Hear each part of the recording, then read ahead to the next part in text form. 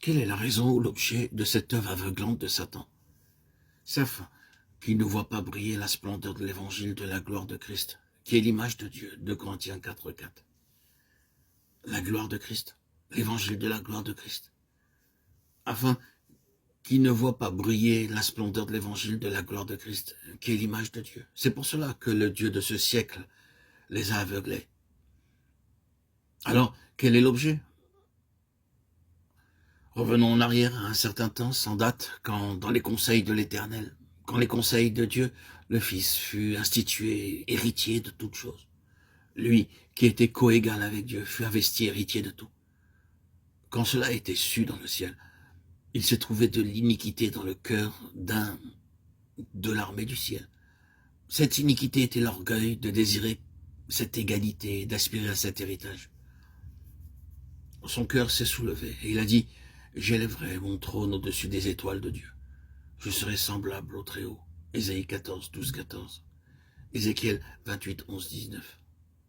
En disant cela, il mit à découvert sa jalousie envers le Fils de Dieu.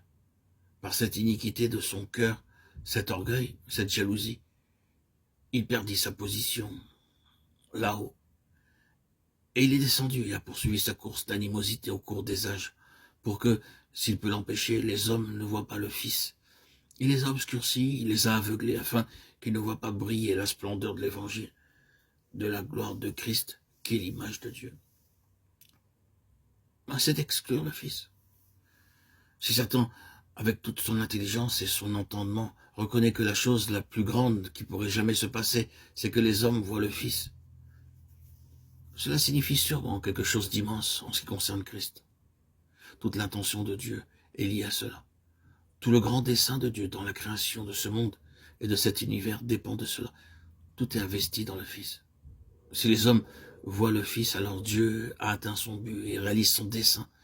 Satan dit: cela ne doit pas être. Ils ne doivent pas voir le Fils. Le Dieu de ce siècle a aveuglé leur intelligence, de peur qu'ils ne voient briller la splendeur de la gloire de Christ, qui est l'image de Dieu. Qu'il est donc important de voir le Fils. Nous ne pouvons pas maintenant nous étendre sur cet immense sujet, mais finissons sur cette note. Quelle grande clameur s'élèvera d'un bout à l'autre de l'univers quand enfin nous le verrons face à face, lorsqu'il n'y aura plus du tout de voile assombrissant. Dieu aura alors atteint son but. Le Fils paraîtra. Le Fils sera vu. Lorsqu'il paraîtra, nous serons semblables à lui, parce que nous le verrons tel qu'il est. 1 Jean 3:2. C'est pour cela que Dieu nous a créés, afin d'être rendus conformes à l'image de son Fils, Romains 8, 29. Mais il est nécessaire de le voir maintenant, et de le voir toujours jusqu'au jour parfait, car c'est en le contemplant que nous sommes changés à son image. Quelle sera la prière de nos lèvres et de nos cœurs? Oh, frères et sœurs, en Christ, bien-aimés, mes chers amis, auditeurs, auditrices, que ce ne soit pas un simple sentiment, que notre supplication et notre poursuite persistante soit: nous voudrions voir Jésus. Jean 12, 21. Le voir, lui. En cela est lié tout le dessein de Dieu dans cet univers.